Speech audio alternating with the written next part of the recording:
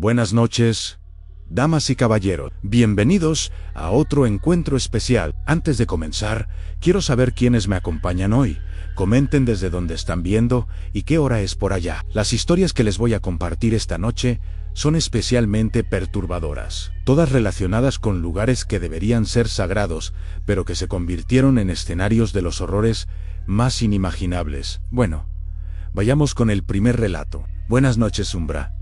Mi nombre es Carmen Delgado y lo que voy a contarle cambió mi vida para siempre. Era 2019 cuando todo comenzó en nuestro pequeño pueblo de San Miguel de Allende. Trabajaba como secretaria en la presidencia municipal. Llevaba una vida tranquila junto a mi esposo Roberto y nuestra hija María, que entonces tenía 14 años. Éramos una familia devota. Nunca faltábamos a misa los domingos, y María siempre había sido una niña especialmente religiosa. La iglesia de nuestro pueblo es una construcción del siglo XVIII, con paredes gruesas de cantera rosa y vigas de madera que crujen cuando sopla el viento. El padre Ignacio llevaba más de 20 años sirviendo en esa parroquia. Era un hombre respetado por todos, de unos 50 años, siempre dispuesto a ayudar a las familias necesitadas. Tenía esa manera de hablar pausada y sabia que inspiraba confianza inmediata. María lo adoraba.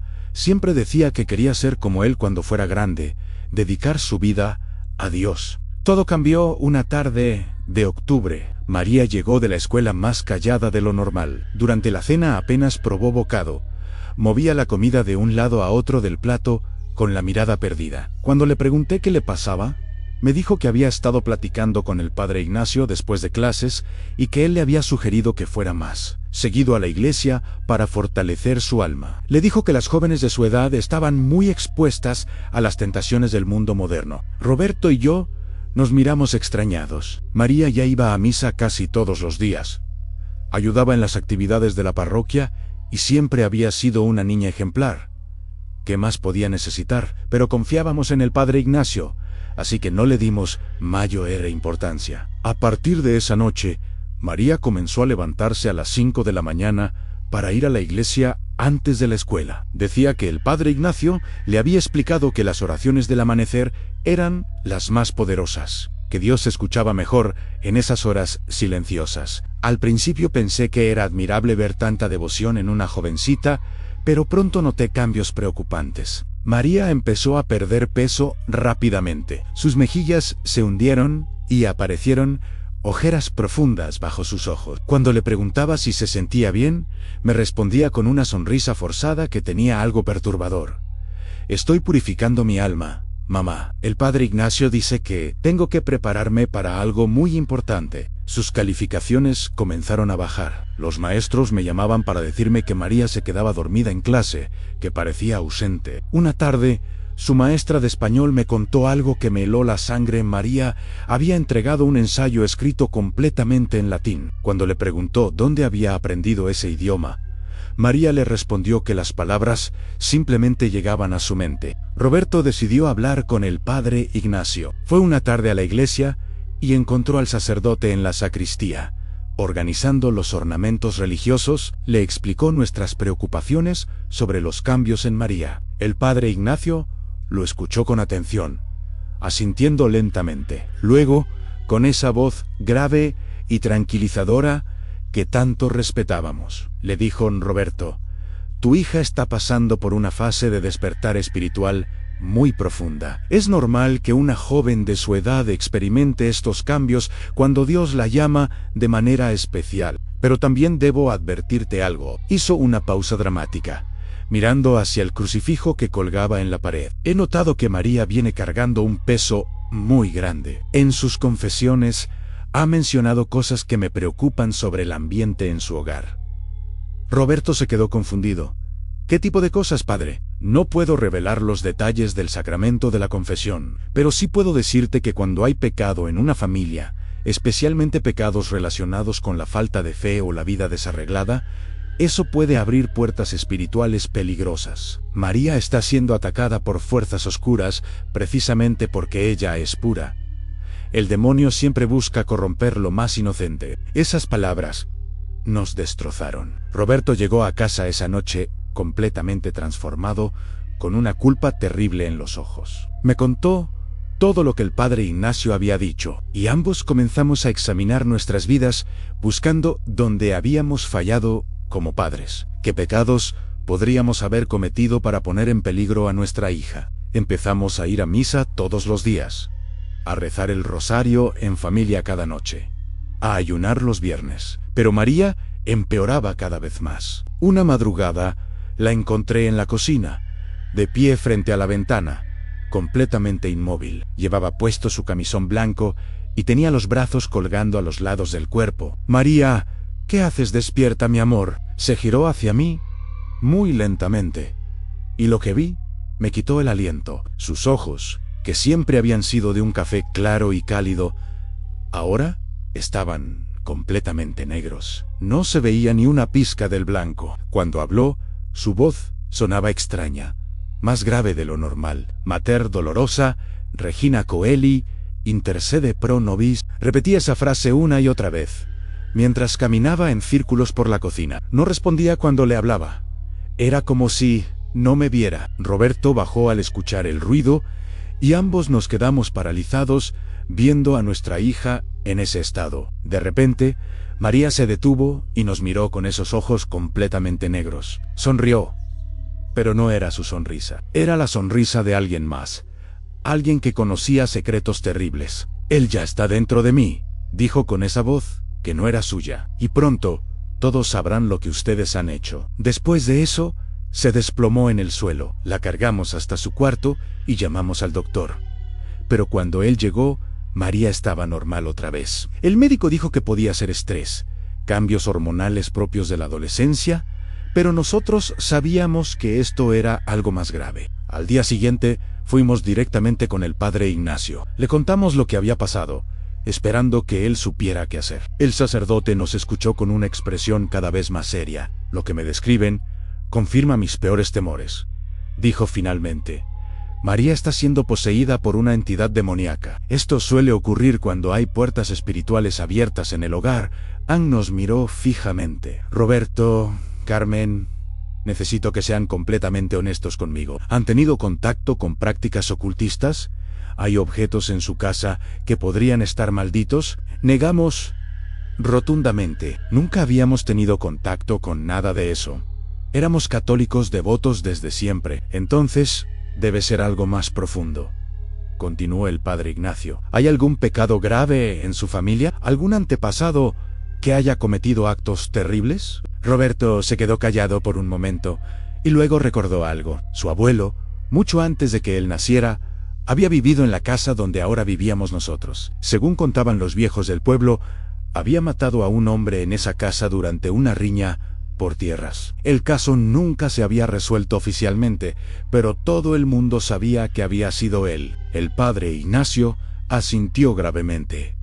Ahí está la respuesta. Los pecados de sangre dejan marcas espirituales que pueden perdurar por generaciones. La inocencia de María la convierte en un blanco perfecto para que estas fuerzas ancestrales se manifiesten. Nos dijo que tendríamos que hacer un proceso de liberación muy intenso. María tendría que pasar varios días en ayuno y oración constante, bajo su supervisión directa. Será difícil para ustedes verla sufrir, pero es la única manera de salvar su alma. Durante las siguientes 2 semanas, María prácticamente vivió en la iglesia. El padre Ignacio decía que necesitaba estar en terreno sagrado para que los demonios no pudieran atacarla con tanta fuerza. Nosotros podíamos visitarla solo 1 hora al día, siempre en presencia del sacerdote. Cada vez que íbamos a verla, María estaba peor. Había perdido tanto peso que parecía un esqueleto cubierto de piel. Tenía marcas extrañas en los brazos, como rasguños que aparecían solos. El padre Ignacio nos explicaba que eran manifestaciones físicas de la batalla espiritual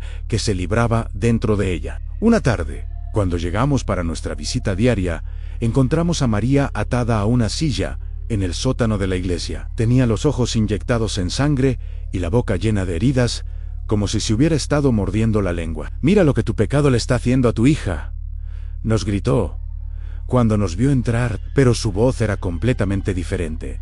Sonaba como la de un hombre viejo.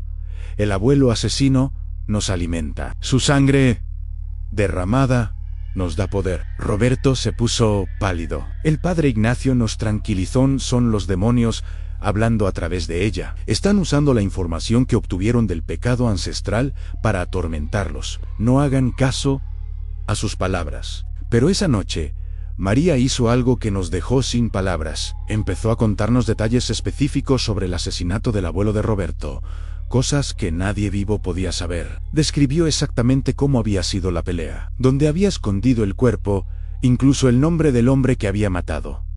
Se llamaba Aurelio Mendoza, dijo con esa voz que no era suya. Tenía 3 hijos pequeños. Su esposa murió de tristeza un año después. Los niños crecieron sin padre por culpa de tu familia. Roberto comenzó a llorar. Nunca había sabido el nombre del hombre que su abuelo había matado, ni que había dejado huérfanos. El peso de esa culpa ancestral se volvió insoportable. El padre Ignacio decidió que era momento de hacer el ritual final de liberación.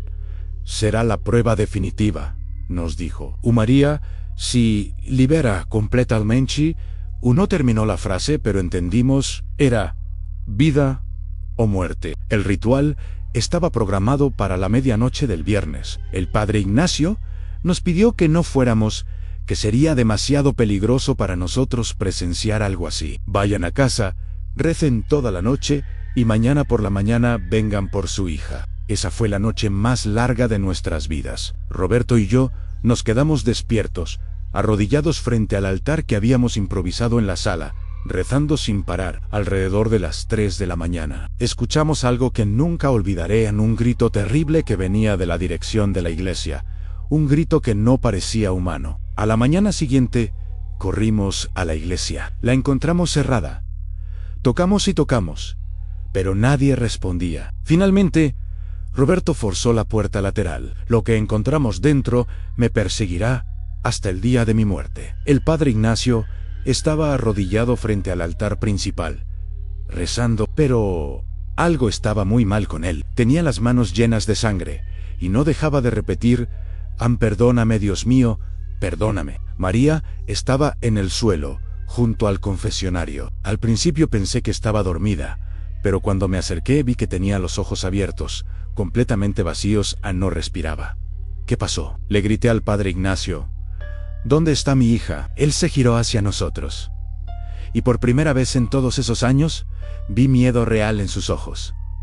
Se fue, murmuró, el demonio se fue, pero se llevó su alma con él. Lo siento tanto. Llamamos a la ambulancia, pero ya era demasiado tarde. Los paramédicos confirmaron que María había muerto, aparentemente de un paro cardíaco. El padre Ignacio les dijo que habían estado haciendo una sesión de oración intensa y que la niña había tenido un colapso repentino. Durante el funeral, no pude evitar preguntarme si habíamos hecho lo correcto. ¿Realmente había sido posesión demoníaca?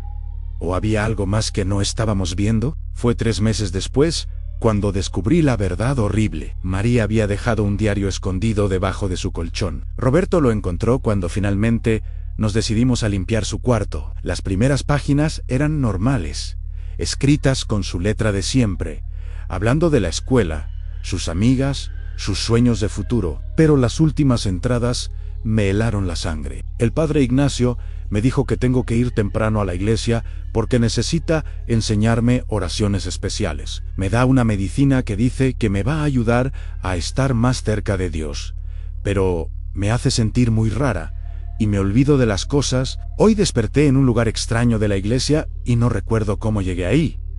Tenía el vestido roto. El padre Ignacio dice que fue un ataque demoníaco, que los demonios están tratando de lastimarme porque soy muy pura. Me duele mucho el cuerpo y siento que alguien me está haciendo cosas malas, pero el padre Ignacio dice que son alucinaciones que me manda el diablo. Dice que si le cuento a mis papás, el demonio va a poseer a toda mi familia. Mamá y papá me miran raro. El padre Ignacio les dijo que estoy poseída por un demonio. Es mentira. Él es quien me está lastimando, pero nadie me va a creer porque todos piensan que está loco. Me está dando medicinas que me hacen hablar raro y hacer cosas que no recuerdo. Ya no puedo más. El padre Ignacio dice que va a hacer un ritual final. Creo que me va a matar. Si alguien lee esto, Por favor sepan que mi papá no mató a nadie. El padre Ignacio inventó toda esa historia para que mis papás se sintieran culpables y no hicieran preguntas.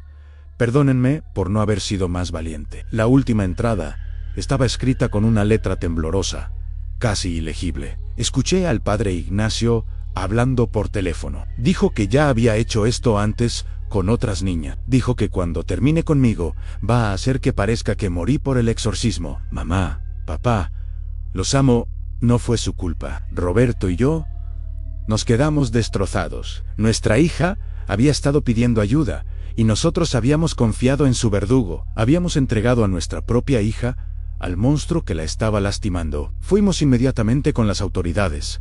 Llevamos el diario como evidencia, pero cuando llegaron a la iglesia para arrestar al padre Ignacio, lo encontraron en un estado imposible de explicar. Estaba en el sótano de la iglesia, el mismo lugar donde habíamos visto a María atada a la silla. Pero ahora era él quien estaba atado, aunque nadie más estaba en el edificio. Tenía las manos completamente destrozadas, como si se las hubiera estado comiendo. Los dedos estaban roídos hasta el hueso. Cuando los policías trataron de hablar con él, solo repetía una frase una y otra vez.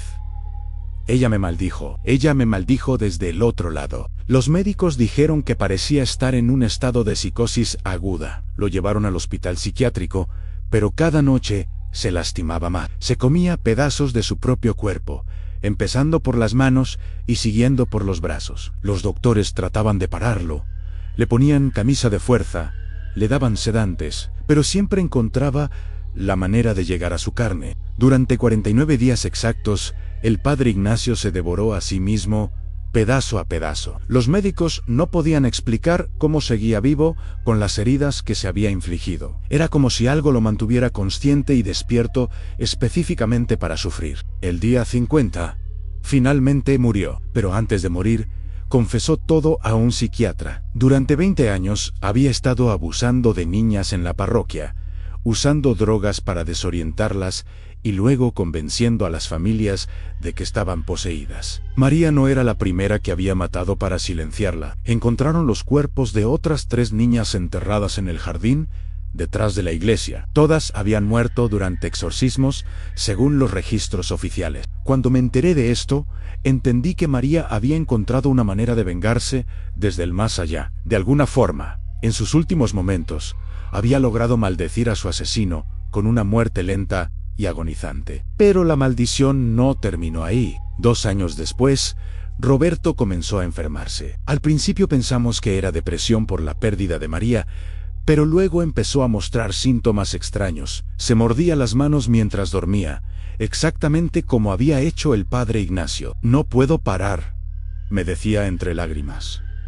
Siento que tengo que hacerlo. Es como si María me estuviera castigando por no haberla protegido. Roberto murió 6 meses después.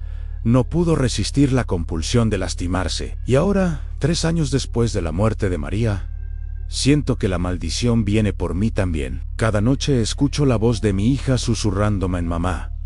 ¿Por qué no me salvaste?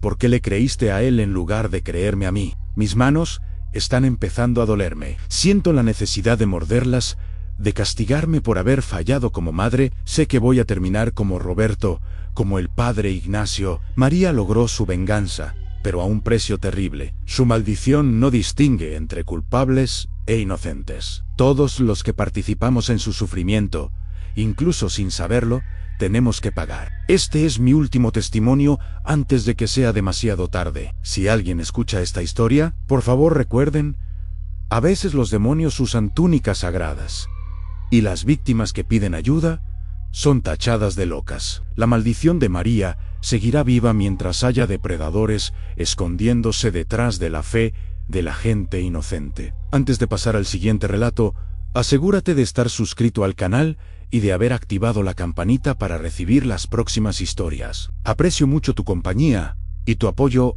hace toda la diferencia. Bueno, sigamos. Buenas noches, Ambra. Mi nombre es Teresa Vázquez y vivo en Sevilla, España. Lo que voy a contar le ocurrió hace 5 años, pero todavía despierto algunas noches empapada en sudor.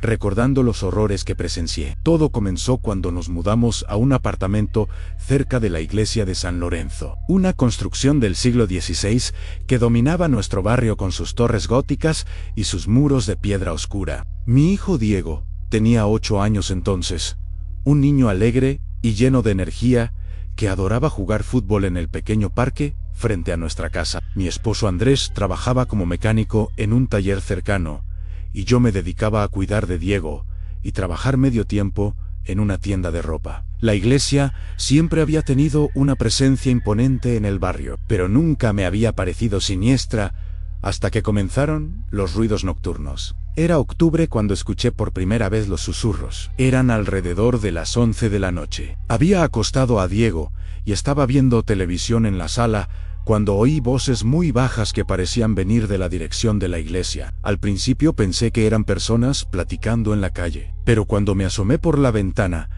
la plaza estaba completamente vacía. Los susurros continuaron por varias noches. No eran palabras en español, sonaban como latín antiguo o algún idioma que no podía identificar. Andrés me decía que probablemente era el viento colándose entre las piedras viejas de la iglesia, pero yo sabía que esas eran voces humanas. Una semana después, Diego comenzó a comportarse de manera extraña. Lo encontré una madrugada parado en la ventana de su cuarto, completamente inmóvil, mirando hacia la iglesia. Cuando le pregunté qué hacía despierto, me respondió sin voltear a verme: «Me están llamando, mamá. Dicen que tengo que ir con ellos». Le pregunté quién lo estaba llamando, pero solo se encogió de hombros y regresó a su cama como si no hubiera pasado nada. Al día siguiente, no recordaba haber tenido esa conversación conmigo. Los susurros se hicieron más frecuentes. Cada noche, exactamente a las 11, comenzaban las voces, y cada madrugada,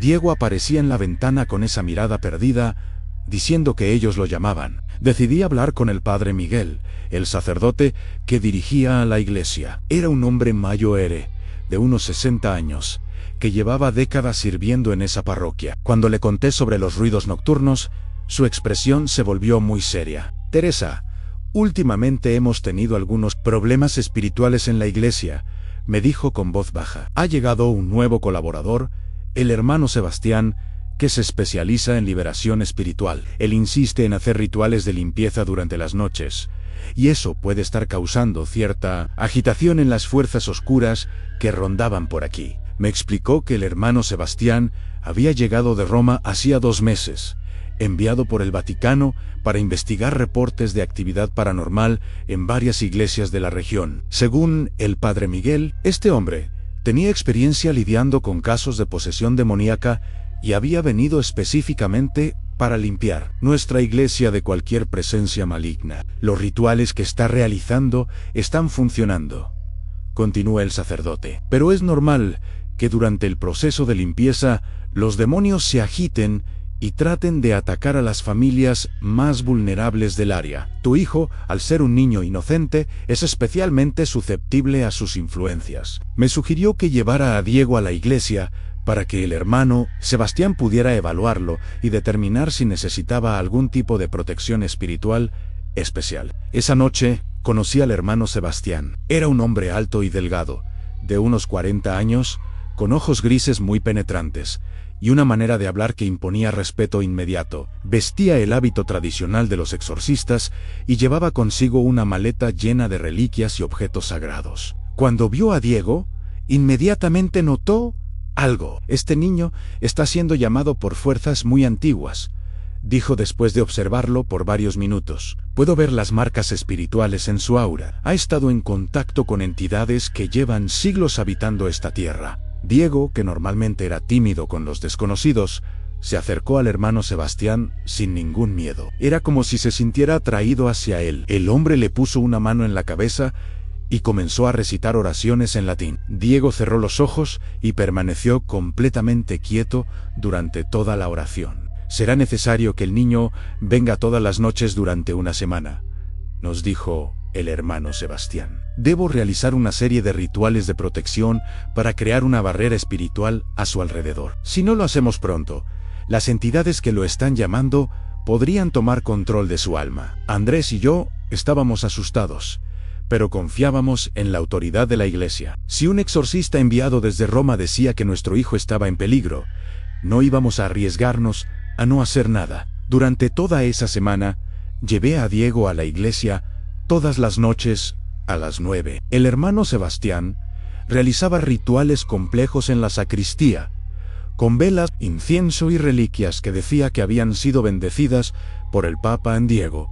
Participaba en silencio, siguiendo todas las instrucciones que le daba el exorcista. Al principio, parecía que los rituales estaban funcionando. Diego dormía mejor y ya no se levantaba en las madrugadas para mirar por la ventana. Pero al final de la semana, algo cambió drásticamente. Una noche, Diego no regresó a casa después del ritual. El hermano Sebastián me dijo que el niño había entrado en un trance muy profundo y que sería peligroso moverlo en ese estado. Está en una fase crítica del proceso de liberación, me explicó. Debe permanecer en terreno sagrado hasta que su alma esté completamente limpia. Esa fue la primera noche que Diego no durmió en su cama. Pasaron 3 días. Cada vez que iba a visitarlo, encontraba a mi hijo en un estado cada vez más extraño. Había perdido peso, tenía ojeras profundas y hablaba muy poco. Cuando le preguntaba cómo se sentía, me respondía con frases extrañas en las voces: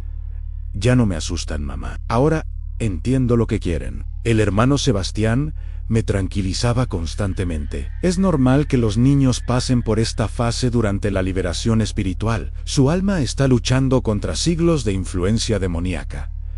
Pronto estará completamente libre, pero yo tenía una sensación cada vez más fuerte de que algo estaba terriblemente mal. Una noche decidí esconderme en la iglesia para ver exactamente qué estaba pasando durante esos rituales. Me quedé oculta detrás de una columna después de la misa vespertina, esperando a que comenzara la sesión con Diego. Lo que vi esa noche cambió mi vida para siempre. El hermano Sebastián no estaba realizando ningún exorcismo. En lugar de eso, había llevado a Diego al sótano de la iglesia, a una parte que yo nunca había visto antes. Bajé sigilosamente y descubrí que debajo de la iglesia había una cripta antigua, mucho más vieja que la construcción principal. Las paredes estaban cubiertas de símbolos extraños que no parecían cristianos. Había velas negras encendidas formando un círculo y en el centro estaba Diego, sentado en el suelo con los ojos cerrados. Pero no estaba solo. Había otros niños. Conté 6 en total, todos de edades similares a Diego, todos sentados en círculo con la misma expresión vacía en sus rostros. Reconocí a algunos de ellos del barrio, niños que sus padres habían reportado como desaparecidos durante las últimas semanas. El hermano Sebastián estaba de pie en el centro del círculo, pero ya no llevaba su hábito religioso. Vestía una túnica negra con símbolos rojos bordados, y tenía un libro abierto en sus manos que definitivamente no era la Biblia. Estaba recitando algo en un idioma que sonaba antiguo y malévolo. A medida que hablaba, los niños comenzaron a responder al unísono, repitiendo palabras que no podían entender, pero que sonaban como invocaciones terribles. Me quedé paralizada de horror cuando me di cuenta de lo que estaba presenciando. Este hombre no era un exorcista enviado por el Vaticano, era algo mucho peor. De repente, Diego abrió los ojos y me miró directamente, a pesar de que estaba escondida en las sombras.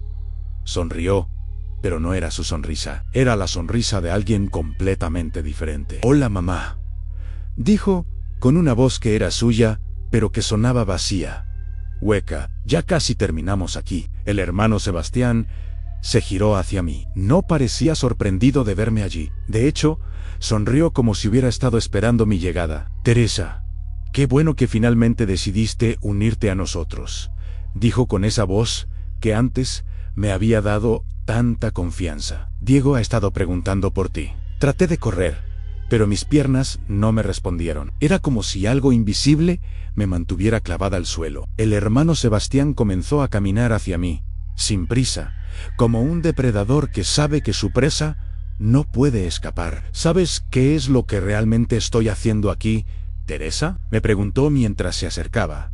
«No estoy expulsando demonios, los estoy invocando», me explicó con una calma aterradora que había pasado años estudiando textos antiguos prohibidos. Había descubierto que debajo de muchas iglesias cristianas se encontraban templos paganos mucho más antiguos, lugares donde se habían realizado sacrificios humanos durante siglos. Esta cripta fue construida sobre un altar romano dedicado a Moloch.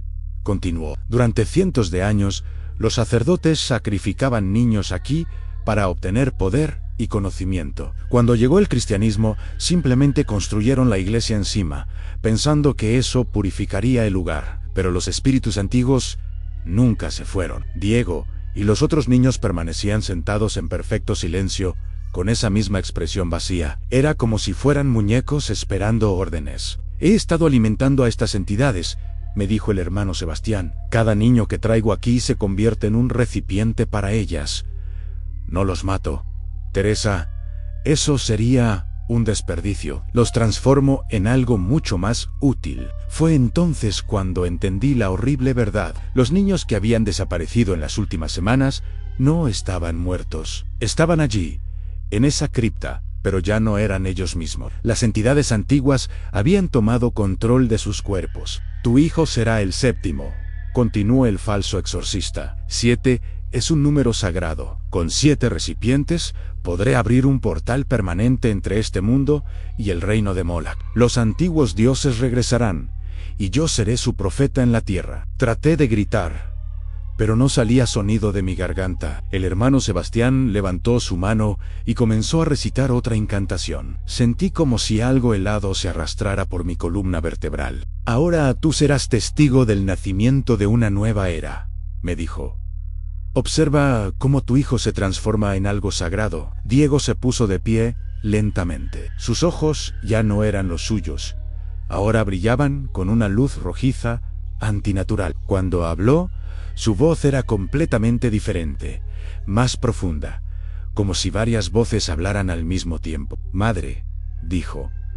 Pero la palabra sonaba como una burla cruel. Gracias por entregarme a nosotros. Los otros 6 niños también se levantaron. Todos tenían esa misma mirada vacía y esa sonrisa perturbadora. Comenzaron a caminar en círculos alrededor del hermano Sebastián, cantando algo en un idioma que nunca había escuchado. Fue entonces cuando algo inesperado sucedió. Una de las piedras de la cripta comenzó a brillar con una luz dorada muy intensa. El hermano Sebastián se giró, confundido. No había contado con eso. ¿Qué está pasando?, murmuró, mirando nerviosamente a su alrededor. La luz se hizo más brillante, y de repente escuché una voz familiar. Era el padre Miguel, el verdadero sacerdote de la iglesia, pero hablaba en latín con una autoridad que nunca le había escuchado antes. Resultó que el padre Miguel había estado investigando las desapariciones por su cuenta, había descubierto los textos antiguos que mencionaban la cripta y se había dado cuenta de que el hermano Sebastián no era quien decía ser. Esa noche había venido preparado con las verdaderas oraciones de exorcismo. La batalla espiritual que siguió fue aterradora. El hermano Sebastián gritaba en idiomas antiguos, mientras el padre Miguel recitaba oraciones en latín. Los niños comenzaron a convulsionarse, como si las entidades que estaban dentro de ellos estuvieran siendo arrancadas por la fuerza. Diego fue el primero en colapsar. Cayó al suelo y comenzó a vomitar una sustancia negra que olía a azufre. Uno por uno, los otros niños hicieron lo mismo. El hermano Sebastián, desesperado por completar su ritual, se cortó las muñecas con un cuchillo ceremonial. Su sangre comenzó a fluir hacia el centro del círculo. Si no puedo tenerlos a todos, al menos tendré uno, gritó. Moloch, acepta este sacrificio y toma al niño. Pero algo salió terriblemente mal con su plan. En lugar de tomar a Diego, la entidad antigua decidió reclamar al propio hermano Sebastián. El hombre comenzó a gritar mientras su cuerpo se contorsionaba de maneras imposibles. Sus ojos se volvieron completamente negros y su piel empezó a agrietarse, como si se estuviera quemando desde adentro. «¿No era esto lo que acordamos?», gritaba mientras su cuerpo se transformaba. «Yo era tu profeta, pero los antiguos dioses no conocen la lealtad, solo conocen el hambre». El hermano Sebastián se transformó en algo monstruoso. Su cuerpo creció hasta alcanzar casi 3 metros de altura. Su piel se volvió gris como la piedra y sus extremidades se alargaron hasta convertirse en garras afiladas. Ya no era humano. La criatura que había sido el hermano Sebastián se giró hacia nosotros con una furia terrible. El padre Miguel continuaba recitando sus oraciones, pero ahora estaba sudando y temblando. Era evidente que estaba luchando contra algo mucho más poderoso de lo que había anticipado. «Teresa, saca a los niños de aquí», me gritó el padre Miguel. Yo no podré mantenerlo por mucho tiempo. Finalmente, pude moverme. Corrí hacia Diego y los otros niños, que estaban inconscientes, pero respirando. Comencé a cargar a Diego, pero era muy pesado para mí sola. Fue entonces cuando escuché una voz que me heló la sangre. Era la criatura, pero hablaba con la voz del hermano Sebastián. «Teresa», dijo, con una sonrisa terrible, «tú fuiste quien me trajo a Diego. Tú eres tan culpable como yo». La criatura tenía razón. Yo había entregado a mi hijo voluntariamente. Había confiado en un depredador. El peso de esa culpa me paralizó por un momento, pero entonces escuché la voz de Diego. Débil pero real: a mamá, ayúdame. Eso fue suficiente para devolverme la fuerza. Cargué a Diego y comencé a subir las escaleras de la cripta. Detrás de mí, escuchaba los gritos del padre Miguel y los rugidos de la criatura. Llegué a la nave principal de la iglesia y puse a Diego en uno de los bancos. Estaba inconsciente, pero parecía estar respirando normalmente. Corrí de vuelta para ayudar a sacar a los otros niños. Cuando regresé a la cripta, encontré una escena de pesadilla. El padre Miguel estaba en el suelo, gravemente herido. La criatura estaba de pie sobre él, preparándose para dar el golpe final. «Deja en paz», grité sin pensar. La criatura se giró hacia mí y sonrió con esa sonrisa horrible. «¿Regresaste?», dijo en perfecto. «Necesito al menos una muerte para completar el ritual». Comenzó a caminar hacia mí, pero entonces pasó algo que no esperaba. Los otros niños, que habían estado inconscientes, comenzaron a levantarse, pero no estaban poseídos como antes. Era como si las oraciones del padre Miguel hubieran funcionado parcialmente. Los niños rodearon a la criatura, tomándose de las manos, comenzaron a recitar algo que sonaba como una oración, pero en un idioma que ninguno de ellos debería conocer. La criatura rugió de dolor y comenzó a retroceder. Aparentemente, la inocencia de los niños, combinada con el poder de las oraciones, era suficiente para lastimarlo. «¡Esto no ha terminado!», gritó la criatura, mientras su forma comenzaba a desdibujarse.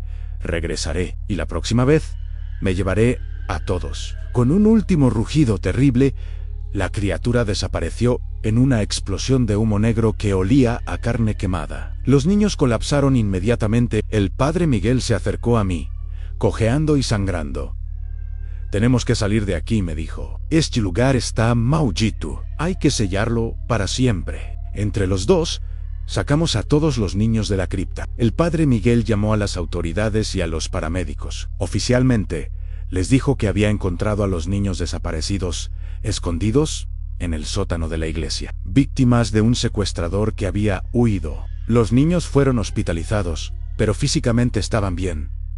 Sin embargo, ninguno recordaba nada de lo que había pasado en la cripta. Los doctores dijeron que probablemente era un mecanismo de defensa traumático. El padre Miguel ordenó que la cripta fuera sellada con cemento. Oficialmente, dijo que era por problemas estructurales. La iglesia fue cerrada durante 3 meses para renovaciones. Cuando finalmente reabrió, todo parecía normal. Pero yo sabía que el mal seguía ahí, esperando debajo del cemento. El hermano Sebastián nunca fue encontrado. Según los registros oficiales, nunca había existido un exorcista con ese nombre enviado desde Roma Nera, como si hubiera aparecido de la nada, para cumplir su terrible propósito. Diego se recuperó físicamente, pero nunca volvió a ser el mismo niño alegre que había sido antes. Desarrolló pesadillas constantes y una fobia profunda a las iglesias. Los doctores dijeron que era un trauma psicológico normal, pero yo sabía que era algo más. Una noche, 6 meses después del incidente, Diego me despertó llorando. «Mamá», me dijo entre sollozos, «él está de regreso». Él lo escucho susurrando mi nombre desde debajo de la iglesia. Miré por la ventana hacia la iglesia de San Lorenzo. Todo se veía normal, pero juro que por un momento vi una luz rojiza parpadeando en las ventanas del sótano. Esa misma semana decidimos mudarnos de Sevilla. No podía arriesgarme a que Diego siguiera expuesto a esa influencia maligna. Pero incluso ahora, 5 años después, a veces escucho los susurros. No importa qué tan lejos hayamos huido, siento que la criatura cumplió su promesa. Dijo que regresaría y creo que nunca dejó de buscarme. La última vez que hablé con el padre Miguel, me contó algo que me mantiene despierta por las noches. Había estado investigando la historia del hermano Sebastián y había descubierto algo horrible. Durante los últimos 50 años, había habido reportes similares en iglesias de toda Europa. Un exorcista falso que aparecía de la nada, niños que desaparecían, criaturas antiguas que regresaban. Siempre seguía el mismo patrón. Teresa, me dijo el padre Miguel con voz temblorosa, creo que lo que enfrentamos no era solo una entidad individual, era parte de algo mucho más grande, un culto que ha estado operando durante décadas, tal vez siglos. Me dijo que había encontrado evidencia de que el verdadero hermano Sebastián era parte de una red internacional de satanistas que se habían infiltrado en la Iglesia Católica. Su objetivo era corromper lugares sagrados desde adentro, usándolos para invocar entidades ancestrales. Y lo peor, continuó el padre Miguel, es que creo que lograron abrir el portal que buscaban, no aquí, pero en algún otro lugar. Los informes que estoy recibiendo de Roma son perturbadores. No quise saber más detalles, ya tenía suficiente con mis propias pesadillas. Pero a veces, cuando Diego despierta, gritando en medio de la noche, me pregunto si realmente escapamos o si solo estamos posponiendo lo inevitable. La criatura dijo que regresaría y cada día que pasa, estoy más convencida de que cumplirá su promesa. Porque el mal verdadero nunca muere, solo espera su momento para regresar. Antes de pasar al último relato, quiero recordarles que estas historias están basadas en testimonios reales. Si alguna vez se encuentran en una situación similar, confíen en sus instintos. No siempre los que se presentan como protectores tienen buenas intenciones. Bueno, vayamos con nuestra historia final. Buenas noches, Umbra. Mi nombre es Patricia Hernández y vivo en Guadalajara, México. Lo que voy a contarle es la historia más dolorosa de mi vida. Pero necesito que alguien más sepa la verdad sobre lo que le pasó a mi familia. Todo comenzó con las mejores intenciones, con el amor de una abuela hacia su nieta, pero terminó en una tragedia que no solo destruyó vidas, sino que maldijo a las generaciones futuras de nuestra familia. Mi hija Esperanza tenía 16 años en 2020, una jovencita brillante y hermosa que había ganado una beca para estudiar medicina en la Universidad de Guadalajara. Era nuestro orgullo y alegría. Una niña que había crecido respetando nuestras tradiciones, pero que también soñaba con un futuro moderno. Quería ser doctora, viajar por el mundo, ayudar a la gente con la ciencia moderna. Vivíamos en una casa de 3 generaciones, a mi esposo Ricardo, Esperanza, yo y mi suegra, doña Remedios, una mujer de 80 años que había sido partera y curandera tradicional toda su vida. Remedios era muy respetada en nuestro barrio por sus conocimientos de medicina tradicional, pero también era una mujer muy estricta en cuanto a las costumbres ancestrales. Cuando Esperanza anunció que había conseguido la beca para estudiar medicina, la reacción en casa fue mixta. Ricardo y yo estábamos orgullosos y emocionados, pero doña Remedios se puso muy seria. Las mujeres de nuestra familia han sido curanderas durante 5 generaciones. Nos dijo esa noche, durante la cena, Esperanza tiene el don en la sangre. No debe desperdiciarlo siguiendo los caminos de los extranjeros. Esperanza trató de explicarle a su abuela que la medicina moderna y la tradicional podían complementarse, que ella podía honrar su herencia mientras estudiaba ciencia. Pero doña Remedios no quería escuchar. La medicina de los hospitales mata el alma, insistía la anciana. Los doctores no entienden que el cuerpo y el espíritu son uno solo. Si Esperanza sigue ese camino, perderá su conexión con las fuerzas ancestrales que protegen a nuestra familia. Durante las siguientes semanas, la tensión en la casa fue creciendo. Doña Remedios no dejaba de presionar a Esperanza para que rechazara la beca y se quedara a aprender los métodos tradicionales. Esperanza, por su parte, estaba cada vez más decidida a seguir su sueño de ser doctora. Fue entonces cuando doña Remedios decidió buscar ayuda externa. Una tarde de agosto, llegó a casa acompañada de una mujer que no conocíamos. Se presentó como Xochitl, una curandera especializada en problemas espirituales familiares. Era una mujer de unos 50 años, de piel muy morena y ojos negros muy penetrantes. Vestía ropa tradicional y llevaba consigo una bolsa llena de hierbas y objetos extraños. Doña Remedios nos explicó que había consultado a Xochitl sobre la rebelión espiritual de Esperanza. Según la curandera, cuando una joven con dones ancestrales rechaza su llamado tradicional, eso puede abrir puertas espirituales peligrosas para toda la familia. Su nieta está siendo influenciada por espíritus modernos que quieren alejarla de su verdadero destino, nos dijo Xochitl con una voz grave y misteriosa. Si no intervenimos pronto, toda la línea femenina de su familia perderá sus poderes protectores. Ricardo y yo nos mostramos escépticos, pero doña Remedios estaba completamente convencida. Había crecido con esas creencias y para ella eran tan reales como la respiración. Xochitl propuso hacer una limpia espiritual con Esperanza para realinear sus energías ancestrales. Sería un ritual sencillo, nos aseguró, solo hierbas y oraciones tradicionales, para ayudar a la niña a conectarse con su verdadera vocación. Esperanza se negó rotundamente al principio. Abuela, yo respeto nuestras tradiciones, pero no voy a participar en un ritual para cambiar mi personalidad, le dijo a doña Remedios. Quiero ser doctora, y eso no significa que esté rechazando mi herencia. Pero doña Remedios siguió presionando. Comenzó a decirle cosas como que si algo malo le pasaba a la familia, sería culpa de Esperanza por haber roto el equilibrio espiritual. La hacía sentir culpable por cada pequeño problema que ocurría en la casa. Finalmente, después de 2 semanas de presión constante, Esperanza accedió a participar en la limpia, pero solo para tranquilizar a su abuela. Una vez que veas que no cambia nada, tal vez entiendas que puedo ser doctora y seguir siendo tu nieta, le dijo a doña Remedios. El ritual estaba programado para el día de la luna nueva de septiembre. Xochitl llegó a casa con más objetos de los que había traído la primera vez. Velas de diferentes colores, hierbas que no reconocí, piedras grabadas con símbolos extraños, y un libro muy viejo escrito en un idioma que parecía náhuatl antiguo.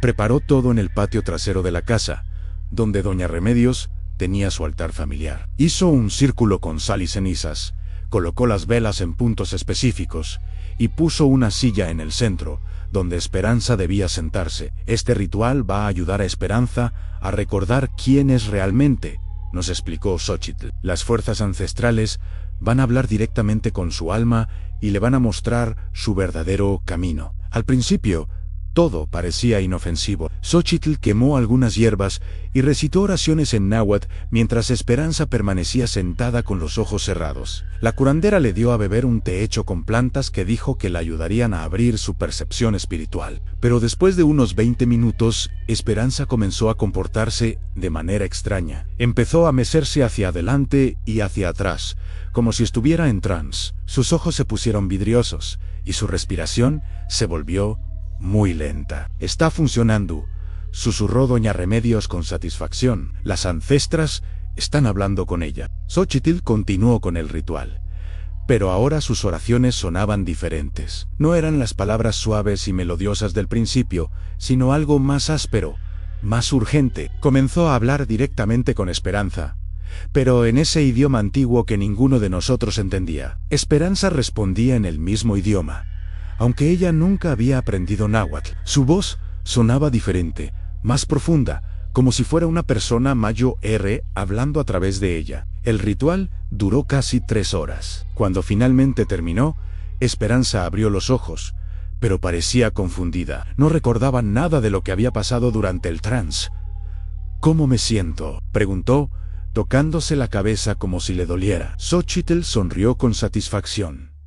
Las ancestras han aceptado hablar contigo. Ahora tienes que darles tiempo para que te muestren tu verdadero camino. Durante los siguientes días, Esperanza parecía normal. Seguía hablando de sus planes para la universidad y se mostraba emocionada por comenzar las clases. Pensé que el ritual había sido solo un espectáculo inofensivo para complacer a doña Remedios. Pero una semana después, las cosas comenzaron a cambiar. Esperanza empezó a hablar ocasionalmente en ese idioma extraño, especialmente cuando estaba medio dormida. Al principio pensamos que estaba soñando, pero luego comenzó a hacerlo incluso cuando estaba despierta, como si no se diera cuenta. También empezó a mostrar interés en las plantas medicinales de doña Remedios. Pasaba horas estudiando los remedios tradicionales, memorizando recetas que su abuela nunca le había enseñado formalmente. Las ancestras le están enseñando, decía doña Remedios con orgullo. Por fin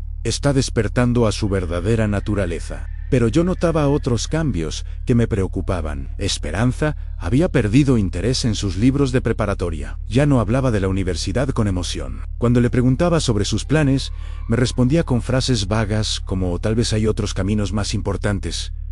Ricardo también estaba preocupado. Es como si estuviera perdiendo su personalidad, me dijo una noche. Ya no es la misma niña ambiciosa y alegre que era antes. Decidimos hablar con Esperanza directamente. Una tarde la encontré en el jardín, clasificando hierbas con una precisión que me asombró. Sabía exactamente para qué servía cada planta, cómo prepararla, qué dosis usar, conocimientos que había tardado años en adquirir. Esperanza, estamos preocupados por ti, le dije sentándome a su lado. Pareces muy diferente desde el ritual con Xochitl. Ella me miró con una expresión extraña, como si me estuviera viendo por primera vez.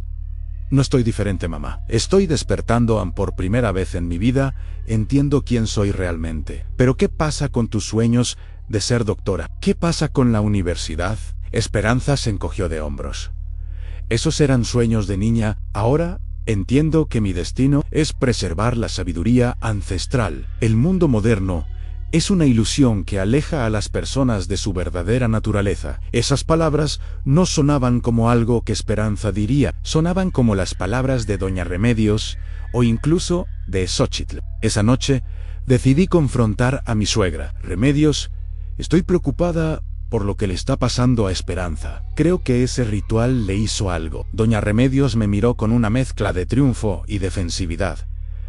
Le devolvió lo que siempre debió ser suyo. Esperanza nació para ser curandera, no para perder su tiempo en hospitales llenos de químicos y máquinas. Pero ella era feliz con sus planes, tenía sueños propios, tenía sueños falsos plantados por una sociedad que no entiende el poder femenino ancestral, replicó doña Remedios. Ahora está conectada con sus verdaderas raíces. Fue entonces cuando me di cuenta de algo terrible. Doña Remedios había planeado todo esto desde el principio. No había llevado a Xochitl para ayudar a Esperanza, sino para cambiarla, para moldearla según su propia visión de lo que debía ser. Decidí investigar por mi cuenta. Busqué información sobre Xochitl y descubrí cosas perturbadoras. Había varios reportes de familias que la habían contratado para rituales de corrección familiar y que luego habían experimentado tragedias inexplicables. Una mujer de Tonalá me contó que Xochitl había hecho un ritual similar con su hijo adolescente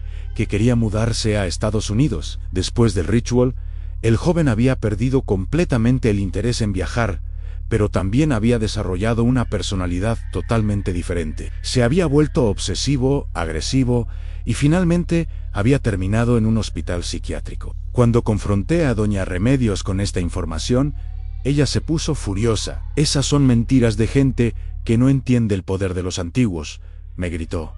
Esperanza está mejor que nunca. Por fin es quien siempre debió ser. Pero yo sabía que algo estaba terriblemente mal. La Esperanza que conocía estaba desapareciendo día a día, siendo reemplazada por alguien que parecía una versión distorsionada de doña Remedios. Decidí llevar a Esperanza con un psicólogo, pero ella se negó rotundamente. Los doctores modernos no entienden el alma, me dijo con esa voz que ya no sonaba completamente suya. Solo las curanderas ancestrales pueden sanar de verdad. Una noche, 3 semanas después del ritual, desperté escuchando voces en el patio. Miré por la ventana y vi a Esperanza y doña Remedios realizando algún tipo de ceremonia a la luz de la luna. Esperanza vestía ropa tradicional que no reconocí y llevaba el cabello suelto de una manera que la hacía verse mucho mayor. Estaban recitando algo juntas, pero no era español ni náhuatl moderno. Era algo más antiguo, más gutural. Había objetos en el suelo, entre ellas sangüesos, piedras, y lo que parecían ser pequeñas figuras hechas de barro. Me deslicé silenciosamente hasta el patio para escuchar mejor. Lo que oí me heló la sangre. No estaban solo rezando, estaban invocando algo. Pedían a las madres ancestrales que tomaran completamente el cuerpo de Esperanza, que expulsaran cualquier rastro de su personalidad moderna para hacer espacio para la sabiduría antigua. Entendí con horror que doña Remedios no había querido simplemente influenciar a Esperanza. Había estado planeando reemplazarla completamente con algún tipo de espíritu ancestral. Interrumpí la ceremonia corriendo hacia ellas. ¡Basta!, grité. No sé qué están haciendo, pero esto se detiene ahora. Esperanza se giró hacia mí, y lo que vi en sus ojos me aterrorizó. No había rastro de mi hija allí. Era como mirar a una extraña que llevaba la cara de Esperanza. No puedes detener lo que ya está completo, me dijo con una voz que sonaba como la de una anciana. La niña moderna ha sido liberada de sus cadenas. Ahora solo queda la heredera verdadera. Doña Remedios sonrió con triunfo. Patricia, por fin mi nieta ha encontrado su lugar en el mundo. Ya no será corrompida por ideas extranjeras. Pero había algo en los ojos de doña Remedios que me hizo pensar que incluso ella se estaba dando cuenta de que había perdido el control de la situación. La cosa que había poseído a Esperanza no era exactamente lo que había esperado. Durante los días siguientes, la entidad que habitaba el cuerpo de Esperanza comenzó a mostrar su verdadera naturaleza. No se contentaba con ser una curandera tradicional. Empezó a hablar de purificar a toda la familia, de eliminar las influencias modernas de nuestras vidas. Una noche, encontré a Ricardo inconsciente en el jardín. Esperanza estaba de pie sobre él, sosteniendo una taza con un líquido humeante.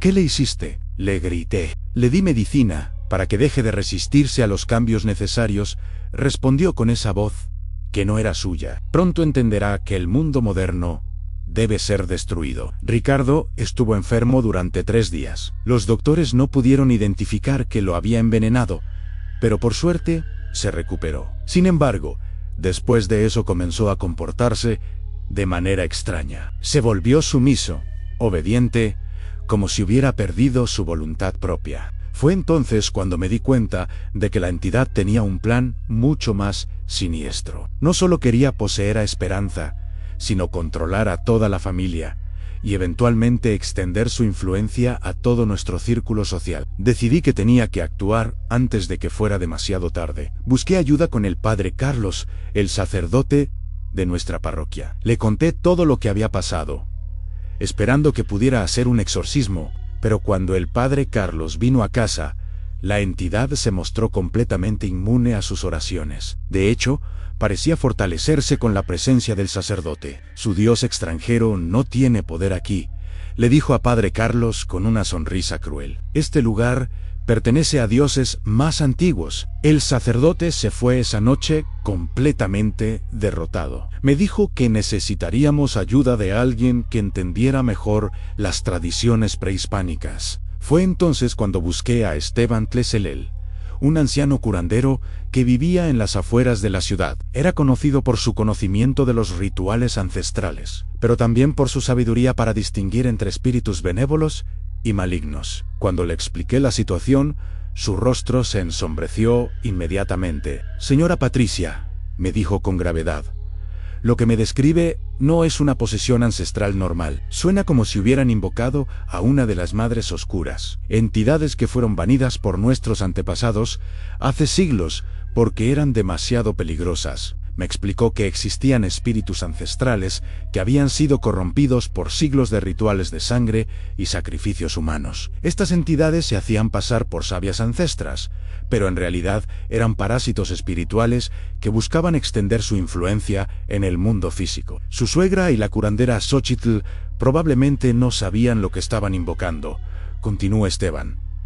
Pero el daño ya está hecho. Esta entidad no se irá voluntariamente. Le pregunté si había alguna manera de salvar a Esperanza. Esteban se quedó callado por un largo momento. Hay un ritual, dijo finalmente, pero es extremadamente peligroso y requiere que la persona más cercana a la víctima esté dispuesta a hacer un gran sacrificio. Me explicó que el ritual implicaba transferir la entidad de Esperanza a otra persona, alguien que fuera lo suficientemente fuerte espiritualmente para contenerla temporalmente mientras se realizaba un destierro final. Pero la persona que reciba la transferencia, me advirtió, probablemente no sobreviva al proceso. La entidad luchará ferozmente por mantener su control, y esa batalla podría destruir el cuerpo que la hospede. No dudé ni un segundo. Yo lo haré, le dije. Soy su madre. Es mi responsabilidad protegerla. Esteban me miró con respeto y tristeza. Muy bien, pero debe entender que una vez que comencemos, no podremos detenernos. Si algo sale mal, ambas podrían quedar perdidas para siempre. El ritual se programó para la siguiente luna nueva. Esteban llegó a nuestra casa con objetos muy diferentes a los que había traído Xochitl. Sus herramientas parecían más antiguas, más auténticas, obsidiana tallada, copal verdadero, y un códice que dijo que había estado en su familia durante generaciones. Cuando la entidad vio a Esteban, inmediatamente se puso en guardia. «¿Qué hace este viejo aquí?», preguntó a través de la boca de Esperanza. Pero su voz sonaba nerviosa por primera vez. «He venido a mandarte de regreso al lugar donde perteneces», respondió Esteban con firmeza. La entidad rió, pero fue una risa forzada.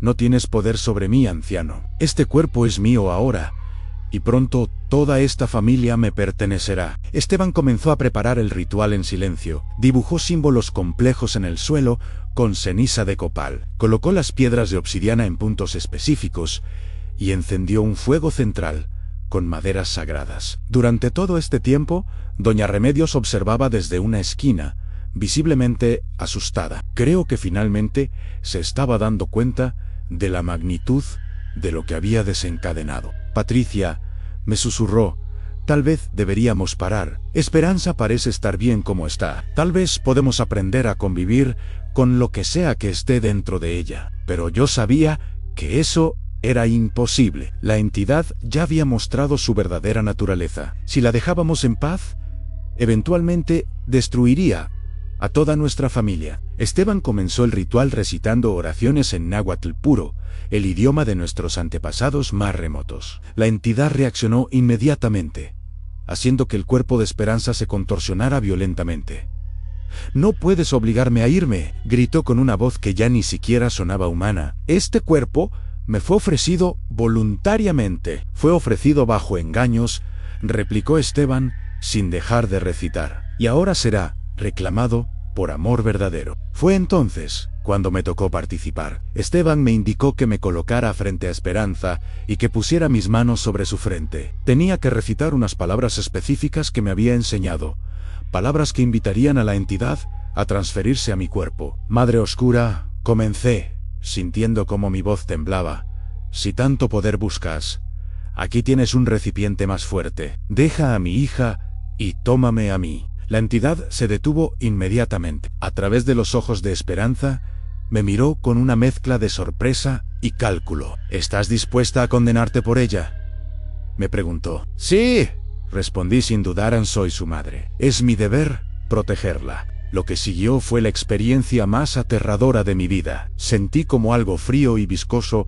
comenzó a arrastrarse desde el cuerpo de Esperanza hacia el mío. Era como si una serpiente hecha de hielo estuviera deslizándose por mis venas. Esperanza colapsó inmediatamente, liberada por fin de la presencia invasora. Pero ahora la entidad estaba dentro de mí, y su furia era indescriptible. Mi propia mente se convirtió en un campo de batalla. La entidad trataba de tomar control de mis pensamientos, de mis recuerdos, de mi personalidad. Podía sentir cómo rebuscaba en mi mente, tratando de encontrar mis debilidades más profundas. Pero Esteban había comenzado la segunda parte del ritual, el destierro final. Recitaba oraciones que parecían hacer arder todo mi cuerpo desde adentro. La entidad gritaba y se retorcía dentro de mi mente, furiosa por verse acorralada. «No puedes destruirme», rugía dentro de mi cabeza. «Soy más antigua que tu civilización. He sobrevivido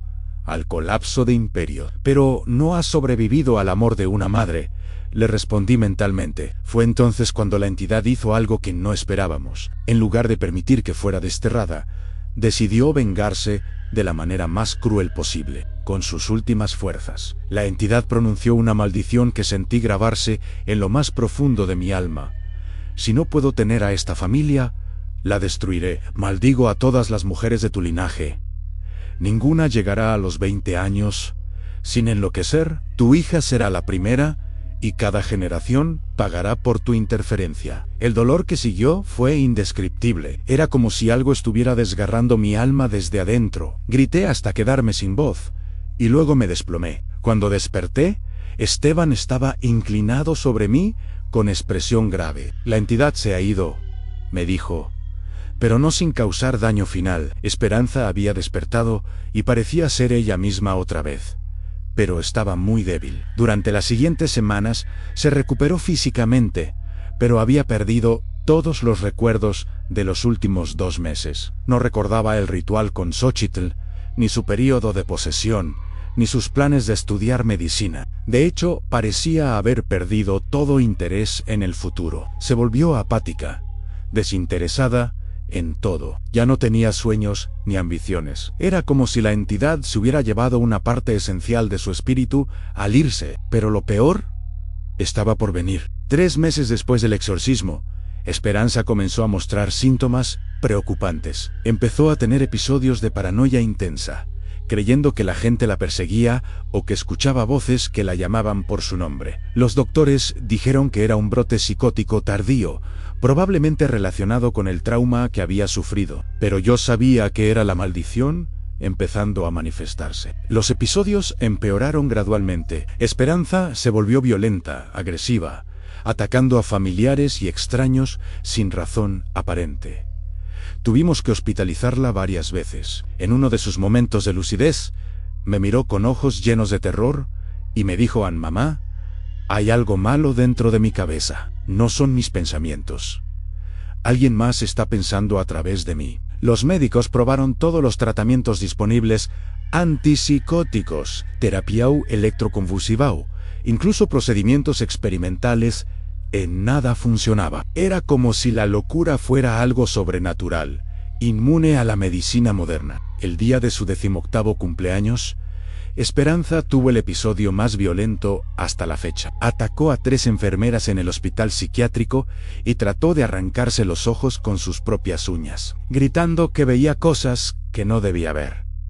Fue esa noche cuando decidió terminar con su sufrimiento. Se las ingenió para quitarse la vida en su habitación del hospital, usando las sábanas para ahorcarse. La nota que dejó simplemente decía: mamá, perdóname, no puedo luchar más contra lo que vive en mi mente. Cuida a las que vienen después de mí. Esperanza murió 2 años antes de cumplir los 20, exactamente como había predicho la maldición. Doña Remedios murió de tristeza pocos meses después. Ricardo y yo nos divorciamos, no porque no nos amáramos, sino porque el peso de la culpa y el dolor era demasiado para soportar juntos. Pero la maldición no terminó con la muerte de Esperanza. Mi hermana menor, Sofía, tenía una hija de 15 años llamada Valentina. 1 año después de la muerte de Esperanza, Valentina comenzó a mostrar los mismos síntomas: paranoia, voces, episodios violentos. Traté de advertir a Sofía,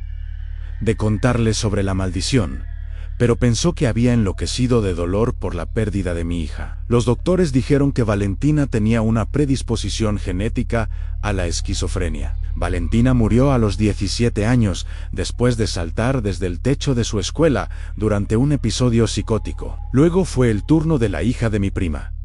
Después, la hija de otra prima lejana. Una por una, las jóvenes de nuestra familia han estado enloqueciendo y muriendo antes de cumplir 20 años. Algunas se suicidan, otras mueren en accidentes durante episodios violentos. Unas pocas simplemente entran en comas irreversibles. Pero el patrón es siempre el mismo: síntomas psicóticos severos que comienzan alrededor de los 15 años y que son inmunes a cualquier tratamiento. Los médicos hablan de una extraña mutación genética que afecta solo a las mujeres de nuestra familia, Pero yo sé la verdad. Es la venganza de la entidad ancestral. Una maldición que se transmite de generación en generación. Han pasado 5 años desde la muerte de Esperanza, y la maldición ha cobrado las vidas de 6 jóvenes de nuestra familia. Cada muerte me recuerda mi fracaso como madre y como protectora de mi linaje. Pero lo más terrible es que sé que esto no va a terminar conmigo.